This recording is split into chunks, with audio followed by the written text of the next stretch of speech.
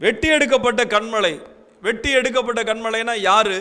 ஆண்டவராகிய இயேசு கிறிஸ்துவின் சரீரத்தின் ஒவ்வொரு அவயங்களாய் நாம் இருக்கிறோம். அந்த சரீரத்திலே அந்த கண்மலையாகிய கிறிஸ்துவினிடத்திலிருந்து வெட்டி எடுக்கப்பட்டவர்கள்.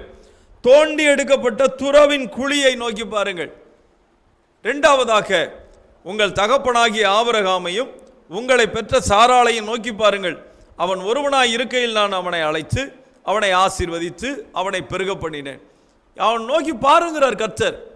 நீ ஆண்டவராகிய இயேசுவை நோக்கி பாரு, ஆபிரகாமை நோக்கி பாரு, சாராளை நோக்கி பாரு. அவன் ஒருவனாய் இருந்தான். ஏன் தெரியுங்களா? ஆதாமை தேவன் தெரிந்து கொண்டு உண்டாக்கினார். ஆதாமை உண்டாக்கி அதன் பிறகு அவனை ஏதேன் தோட்டத்தில் வைத்து மனைவியை கொடுத்து எல்லாம் செஞ்ச பிறகு அவன் நன்மை தீமை அறியத்தக்க கனியை புசித்து ஜீவ விருட்சத்தின் கனியை விட்டுவிட்டு தேவனை விட்டு தூரப்பட்டு போனான், விலகி போனான். ஆனால் ஆபிரகாமை அழைக்கும் போது ஆபிரகாம்